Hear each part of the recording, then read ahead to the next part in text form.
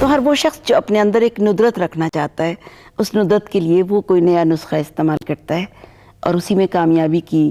اسی طرح آئنسٹائن بن جاتے. اور جب 3-4 دفعہ مشاعرے پڑھ لیے اور پہلے انعام آ گئے تو ابا نے ایک دن کمرے میں بند کر کے کہا کہ بہت شرارت کر لی. ساری پاکیزگی، ساری وفا، ساری عصمت، سارے وہ جذبے جو امتحان کے ہوتے ہیں وہ میرے لیے شاعری نے تفویض کر دیے. چیخ جب اکیلی ہوتی ہے تو ہذیان کہلاتی ہے، جب وہ چیخ مشترک ہو جائے تو نعرہ اور تحریک بن جاتی ہے. کشور ناہید کو میں نے ہمیشہ کشور آپا کے نام سے جانا ہے.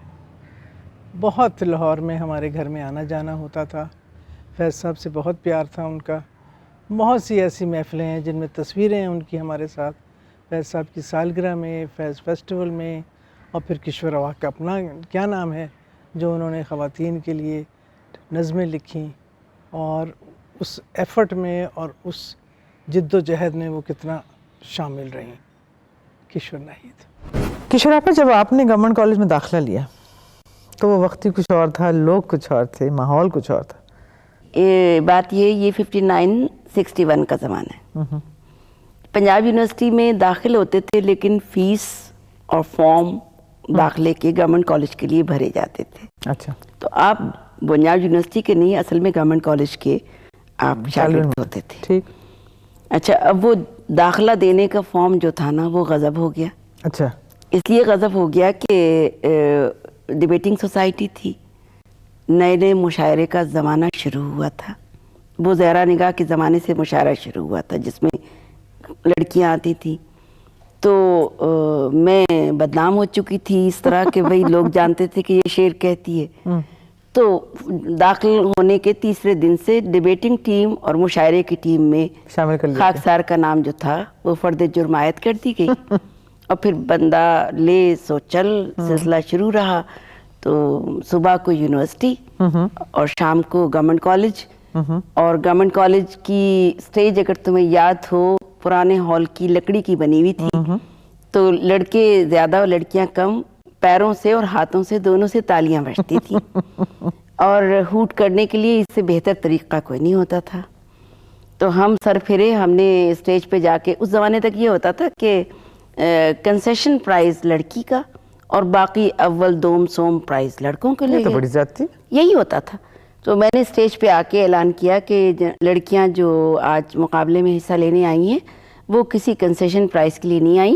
اگر ہم عام مقابلے میں نہیں جیت سکتے تو ہمیں جج صاحبان سن لیں، ہمیں کنسیشن پرائز نہیں چاہیے. ٹھیک. بس وہ تالیاں جو ہوٹ کرنے کو بجتی تھیں وہ پہلی دفعہ اپریسیشن کے لیے بجی اور بہت مزہ آتا تھا. لیکن ایک بات جو اب تک تم سے بات کرتے ہوئے مزہ دے گئی جی اور جسے تھوڑا سا اندر کسک جاگی کہ اس زمانے کی گورنمنٹ کالج ہو، چاہے ہمارے کلاس فیلو لڑکے ہوں، چاہے ہمارے استاد صوفی صاحب ہوں یا بخاری صاحب ہوں، کسی نے کبھی یہ احساس نہیں ہونے دیا تھا کہ میں لڑکی ہوں اور وہ لڑکا ہے.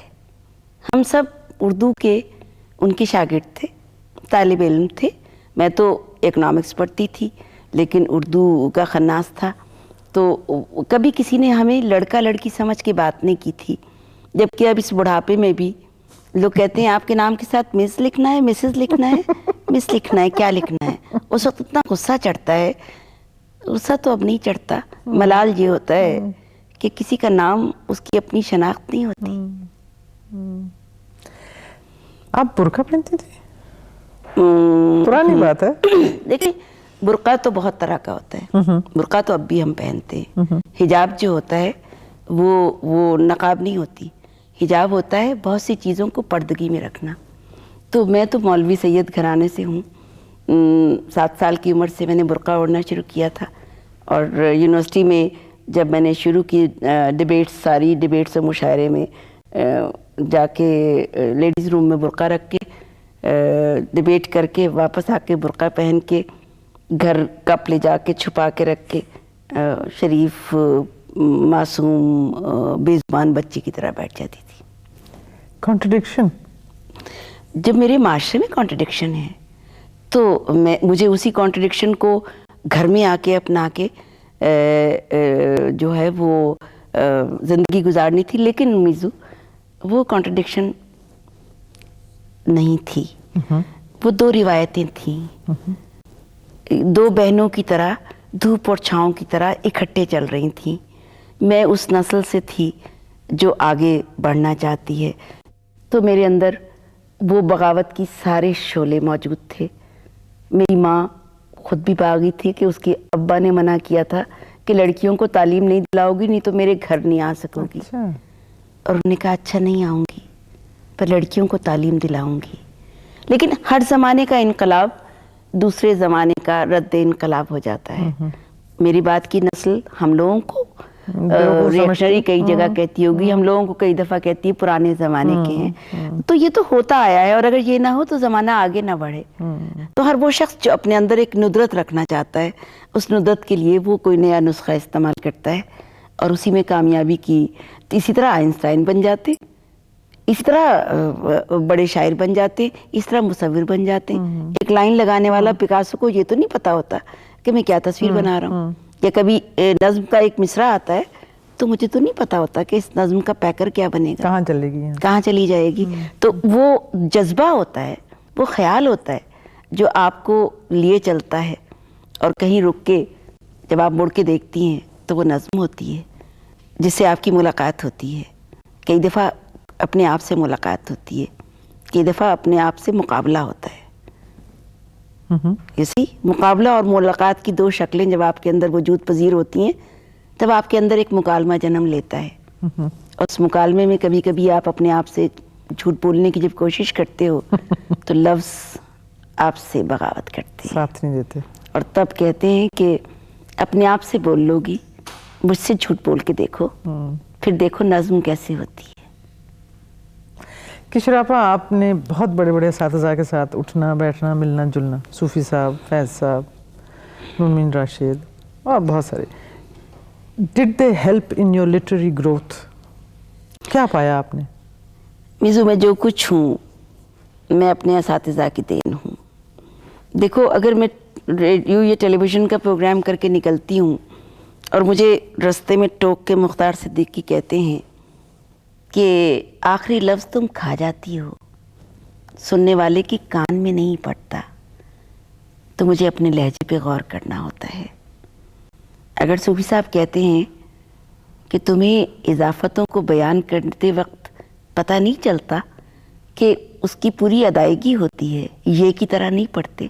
اضافت نہ حمزہ ہوتی ہے, نہ جزم ہوتی ہے, نہ زیر ہوتی ہے, نہ یہ ہوتی ہے. تو مجھے سوچنا ہوتا ہے. جب مجھے ناصر کاظمی روک کے کہتے ہیں کہ آؤ تمہیں میں انیس کی مرثیانی غزل کے شعر سناتی ہوں, تو پھر مجھے طلب ہوتی ہے کہ انیس کی غزل کے شعر کیا ہیں.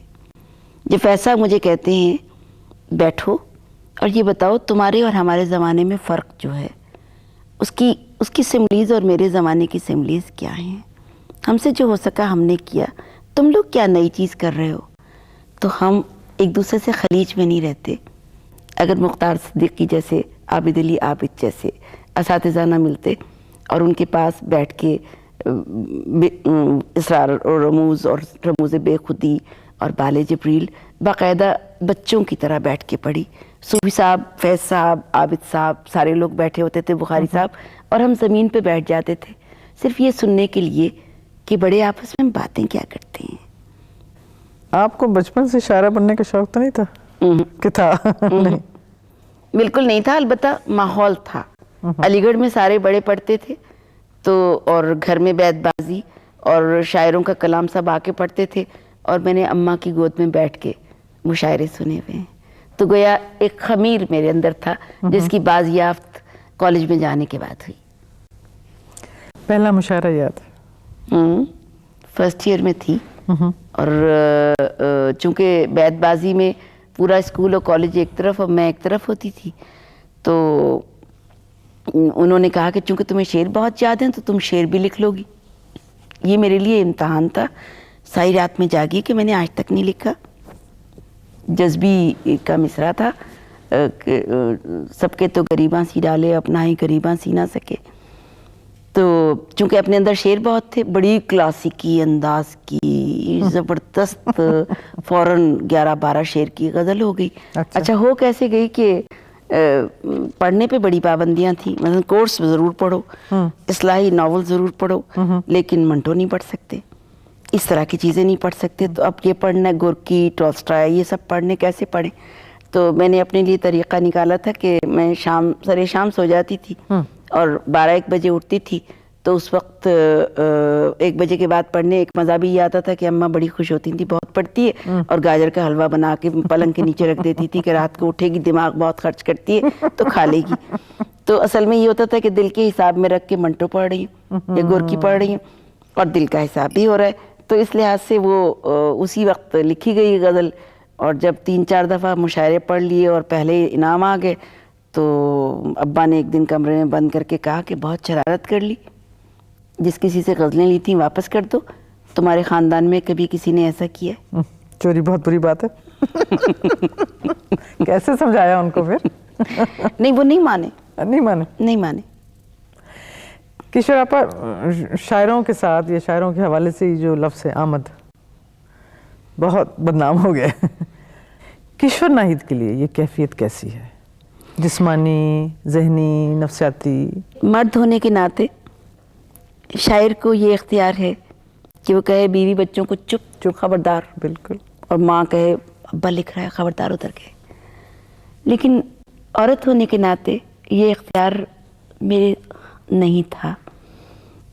باورچی خانے میں ہنڈیا پکا رہی ہوں، یہ دیکھو مثال موجود ہے، تو مصرع آ گیا تو وہیں کاپی رکھی، اس پہ لکھ لیا. رات کو سوتے ہوئے لائٹ بند ہے، لائٹ کھولنے کا منع ہے، چاہے بچے ہیں، چاہے میاں ہیں، چاہے ابا ہیں، تو کاغذ لکھے ہوئے پہ دوبارہ کاغذ لکھ لیا، کیونکہ مجھے یاد نہیں رہتا، میں فوراً لکھ لیتی ہوں. اور پھر آہستہ آہستہ اپنے آپ کو یہ ٹرینڈ کیا کہ دماغ میں چیز بنتی جائے، پھر آہستہ آہستہ اس کو لکھ لیا جائے. مگر ایک فرسٹریٹنگ سی بات ہو جاتی ہے کہ لکھنا چاہ رہے ہیں، لکھ نہیں پا رہے ہیں، دھوبی آ گیا، بچے آ گئے، کام آ گیا. شروع میں کچھ لگتا ہے، لیکن پھر یہ اس کی عادت آپ کو یہ ہوتی ہے کہ وہ جذبے جس کو دوسرے شاعر بیان نہیں کر پا رہے، یعنی گھر کے دھندے کے نمٹتے ہی نہیں ہے ناہید، میں نکلنا بھی اگر شام کو گھر سے چاہوں. تو یہ 21 سال کی 61 میں شاعرہ نے کہے تو کسی دور سے گزری تھی تو کہے. اور جب جب میرے 2 بیٹے ہو گئے تو میں 2 بیٹوں کی ماں جب سے بنی ہوں، میرے چہرے پہ 2 تل ہو گئے ہیں. تو اس طرح کی کیفیتیں آتی جاتی ہیں. یا پھر یہ کہ کیا برف کی مانند جینا عمر بھر، ریت کی صورت مگر تپنا بہت. تو یہ کانٹرڈکشنز آپ کے اندر جو ہوتی ہیں، جو مسلسل لڑائی کے عالم میں آپ اپنے آپ سے، اپنے ماحول سے، سب چیزوں سے رہتے ہیں، وہ آپ کو شعر کی شکل میں مل جاتی ہیں. یا جب گھاس بھی مجھ جیسی ہے نظم لکھتی ہوں تو وہ بتاتی ہے کہ ہماری کانٹرڈکشنز کیا ہیں. دیکھو، میں ایک اور طریقہ بھی کر سکتی تھی کہ میں بہت بن کے کہتی کہ جناب آپ سب ہٹ جائیے اور یہ کیجیے وہ کیجیے، مجھے شعر لکھنے ہیں. بالکل، میں بزی ہوں، مجھ سے نہیں ہنڈیا پکتی، جائیں بازار سے لے آئیے، میں شاعرہ ہوں. لیکن میں ایک روایت کی امین ہوں، اور میں کتنی ہی ترقی پسند اور ریولوشنری اور ریبل اور پتہ نہیں کیا کیا ہو جاؤں، بلکہ لوگ تو مجھے مردانہ بھی کہتے ہیں اور پتہ نہیں کیا کیا کہتے ہو جاؤں، مجھے اپنے کلچر اور اپنے انداز کا یہ پسند ہے کہ میرا وجود ہنڈیا پکانے کے لیے نہیں ہے محض، لیکن ہنڈیا پکانا عیب بھی نہیں ہے. بالکل، یو سی. اور اپنے 24 گھنٹے کو 48 گھنٹے کی طرح استعمال کرنے کی استطاعت انسان کے ذہن اور وجود میں ہے. آپ یہ سمجھتی ہیں کہ خاتون شاعر میں اور مرد شاعر میں ان کی امیجری میں فرق ہے؟ نہ صرف امیجری میں ہے، جذبے میں بھی ہے. اسی مجھے تو پرانی شاعری نے ہمارے ساتھ بڑی ناانصافی کی ہے. اچھا. اس میں یہ کہ میں تو گردر کے ناچوں گی اور گھونگھٹ کے پٹ کھول رہے تو ہے پیا ملیں گے، بہت بڑے گیت ہیں میرا کے. لیکن ساری پاکیزگی، ساری وفا، ساری عصمت، سارے وہ جذبے جو امتحان کے ہوتے ہیں وہ میرے لیے شاعری نے تفویض کر دیے، اور ہر جائی ہونے سے لے کے رقیب ہونے تک کے ساری خصوصیات اور شیولری تک سارے شاعری کے توسط مرد نے اپنے لیے مقدر کر لیے. پھر عصمت دری سے لے کر دنیا کے ساری چیزیں جو تھیں وہ عورت کے مقدر میں لکھتی. مرد کی کوئی عصمت نہیں ہوتی، مرد کی کوئی عزت نہیں ہوتی، مرد کا کوئی حجاب نہیں ہوتا. اپنے لیے یہ سب چیزیں القت کر دی. تو یہاں مجھے ایک اس لیے خیال آتا ہے کہ فرق ہے، اصلاح سے فرق ہوتا ہے، جیسے انسان کا انسان میں فرق ہے. جو بات راشد صاحب نے لکھی، جس انداز میں لکھی، وہ فیض صاحب نے نہیں لکھی، فرق تھا. آپ کو ڈو یو فیل کہ آپ کو ایسے لوگ ملے ہیں جنہوں نے آپ کی شاعری کو سمجھا ہے، سمجھنے کی کوشش کی ہے؟ کس کے لیے لکھتے ہیں؟ سننے والے سے زیادہ سمجھنے والا چاہیے. میری ایک تو تربیت یہ ہے کہ میں چونکہ شعر لکھ کے دراز میں چھپاتی رہی ہوں ساری عمر، بچوں کو تو نہیں سنا سکتی تھی، تو اس لیے ایک تو عادت فوری طور پر سنانے کی نہیں ہے. لیکن یہ کہ کتابی شکل میں میری زیادہ تر چیزیں آتی ہیں، اور وہ لمحے مجھے بہت عزیز ہوتے ہیں جب برقعے پہنے ہوئے عورتیں آ کے، یا نوجوان بچے آ کے، یا نوجوان بچیاں آ کے میرے شعر مجھ سے ڈسکس کرتی ہیں. اور آج بھی جب میں ابھی ایئرپورٹ سے آ رہی تھی تو ایک نوجوان آیا، اس نے کہا میں نے ابھی بینک میں ملازمت کی ہے، تو میں نے آپ کی یہ کتابیں پڑھی ہیں، مجھے اس کتاب میں فلاں چیز، آ جاؤ افریقہ میں فلاں بات نہیں سمجھ میں آئی. تو میں نے کہا بچے تم بینک میں ملازمت کر رہے ہو، یہ ساری کتابیں پڑھی ہیں تم نے، بہت اچھا لگا. تو اس پہ تخصیص نہیں ہوتی کہ لڑکیاں آئیں یہ لڑکیاں آئیں.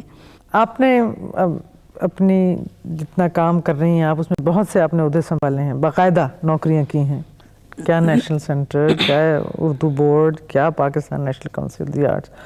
ان نوکریوں کی بہت ڈیمانڈز ہوتی ہیں، میٹنگز ہوتی ہیں، رپورٹیں ہوتی ہیں، ملاقاتیں ہوتی ہیں، اور تمام دفتری ماحول میں یہ کام ہوتا ہے.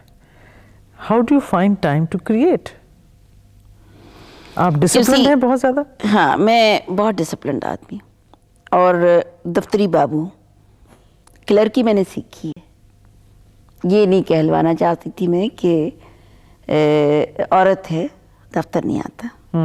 مقابلے کے امتحان دیے اور اس میں ہوئے، اور نوکری کو میں چیلنج سے کہتی ہوں کہ مردوں سے زیادہ وقت دیا اور مردوں سے بہتر کام کیا جس نوکری پہ میں گئی، بلکہ اس نوکری کو میں نے دوسروں کے لیے ناقابل گرفت بنا دیا، کیونکہ میں اسے کریٹو بنا دیتی ہوں. میں ود آل ڈیڈیکیشنز کام کرتی ہوں. لیکن وہی بات جو تمہیں میں پہلے کہہ چکی ہوں، ہر نوکری کے ہر لمحے کو بھی اور ہر ملاقات کو بھی اپنے تجربے کا حصہ بناتے جائیں تو آپ کی نظموں اور آپ کے پرسپیکٹو میں وسعت آتی چلی جاتی ہے. شادی آپ نے اپنی مرضی سے کی، لیکن کچھ مرضیوں کے خلاف کی. میں نے کوئی دشواری ہوئی؟ زیادہ تر کام اپنی مرضی کے کیے، اور اس میں مرضی یہ کہ یوسف میرے کلاس فیلو تھے تو، اور شعر بھی کہتے تھے، اور زندگی میں ایکسپوجر بھی پہلا تھا مردوں کے ساتھ ملنے کا. بھائیوں کے ساتھ رہتے ہوئے تو ادب کرنا پڑتا ہے، ملاقات نہیں ہوتی. کسی شخص سے ملاقات کا پہلا مرحلہ تھا، وہ ادھوری ہی تھا کہ خاندان کو پتہ چلا اور وہ مجاز کے لفظوں میں قید شریعت آ گئی. آپ کا پاکستان میں جو خواتین کی تحریک ہے، دی ویمنز موومنٹ ان پاکستان کے ساتھ بہت قریبی رشتہ ہے، مضبوط رشتہ ہے، یہ کیسے قائم ہوا؟ میرے اندر کی عورت نے بولنا جو تھا وہ بچپن سے، پاکستان کی تحریک سے لے کر، قیام پاکستان سے لے کر، اور باقی 65 کی جنگ اور 71 کی جنگ، اور اس بنگال میں عورتوں کے ساتھ سلوک، اور 65 میں عورتوں کے ساتھ سلوک، وہ ساروں کو میری آنکھ کے کیمرے نے، اور پھر میرے اپنے گھر میں، میرے اپنے خاندان میں، میرے اپنے ارد گرد ماحول میں لڑکیوں کے ساتھ جو نابرابری کا رویہ تھا، اس پہ مجھے ضرورت نہیں تھی ویسے پروٹیسٹ کرنے کی، کیونکہ میرے پاس قلم تھا اور لفظ تھے اور چھپا کے رکھنے کا سلیقہ بھی تھا۔ ایک جب تحریک شروع ہوئی اور جب پتہ لگا کہ ہماری گواہی بھی آدھی ہے اور ہمارے خون کی قیمت بھی آدھی ہے، اور ہمیں جو چاہے اپنی جائیداد بچانے کے لیے جیل میں ڈال کے کوئی بھی ریپ کا کیس یا کوئی بھی زنا کا کیس بنا سکتا ہے، تو اس بات نے، گھٹن نے چیخ کی شکل اختیار کی۔ وہ چیخ جب اکیلی ہوتی ہے تو ہذیان کہلاتی ہے، جب وہ چیخ مشترک ہو جائے تو نعرہ اور تحریک بن جاتی ہے۔ وہ مشترک ہو گئی تو تحریک بنی۔ کشور پر رائٹنگ کا کام جو ہے، یہ لکھنے کا کام، جو میں سمجھتی ہوں it's a catharsis at times, اپنے آپ کو شیئر کرنا، اپنے اندر آنے دینا پڑھنے والے کو۔ لیکن میں سمجھتی ہوں کبھی کبھی ہماری روایت ایسی ہیں، ٹریڈیشنز ایسی ہیں، مجبوریاں ایسی ہیں کہ عورت کم از کم کہ میں بات کر رہی ہوں، اتنی زیادہ فری نہیں ہو سکتی، اتنا زیادہ اپنے آپ کو اوپن نہیں کر سکتی۔ آپ کے ساتھ کبھی اس طرح کی کانٹرڈکشنز ہوئی ہیں کہ آپ نے اپنے آپ کو روکا ہے؟ نہیں، میں نے عورت بننے کی کوشش نہیں کی، میں نے انسان بننے کی کوشش کی ہے۔ انسان کا رویوں میں جو حجاب، سلیقہ، آبرو ہوتی ہے، وہ عورت مرد کو برابر رکھ سکتی ہے۔ کہیں بھی جتنی بھی تحریکوں میں جہاں مرد سے مخاصمت کا لہجہ آیا ہے وہ غلط ہے۔ مسابقت نہیں ہے، برابری مسابقت نہیں ہے، ایک دوسرے کو سمجھنے کی چیز ہے اور ساتھ چلنے کی ہے، مرد سے دشمنی کی چیز نہیں ہے، برابری کی چیز ہے۔ اور جب تک برابری اس وقت ہوگی جب آپ برابری کا خود مظاہرہ کریں گی۔ تو مجھے یہی ہے کہ ہم جب کام کرتے ہیں، اب تو رات کی ڈیوٹی آپ کی لگی ہے تو آپ کہیں کہ جی میں تو خاتون ہوں، دیکھیں نا میرے ساتھ زیادتی ہو رہی ہے رات کی، بھائی مردوں کی بھی لگتی ہے، عورتوں کی بھی رات کی ڈیوٹی لگے گی، کام کرنا ہے، اس میں کوئی تخصیص کی بات نہیں۔ اگر آپ رعایتیں مانگیں گی تو پھر رعایتی درجہ ہوگا، اگر برابری رکھیں گی تو برابری درجہ ہوگا۔ کشور آپا، then what inspires you to write؟ مجھے تو ہر لمحہ جو ہے میں گزارتی ہوں، کیونکہ میں ایکٹیو لمحے گزارتی ہوں زندگی کے، تو مجھے ہر لمحے سے کوئی نہ کوئی رنگ جو ہے وہ چھلکتا دکھائی دیتا ہے۔ مایوسیاں بھی آپ کو شاعری سکھاتی ہیں اور خوشیاں بھی آپ کو شاعری سکھاتی ہیں۔ محرومیاں بھی آپ کے لیے را مٹیریل دیتی ہیں اور کامیابی بھی آپ کے لیے را مٹیریل دیتی ہیں، لیکن قدغنیں اور محرومیاں زیادہ دیتی ہیں۔ اور اتنی عمر گزار کے بھی اگر میں یہ کہوں کہ میں نے زندگی میں کامیابیاں سمیٹی ہیں، نہیں۔ میں اب بھی پیچھے مڑ کے دیکھتی ہوں تو مجھے وہ بچی جس کا نام پوچھے بغیر اور میاں کا نام بتائے بغیر نکاح کے فارم پہ انگوٹھا لگانے کے لیے کہا جاتا ہے، تو مجھے اپنی کمی اور اپنی خامی کا احساس ہوتا ہے۔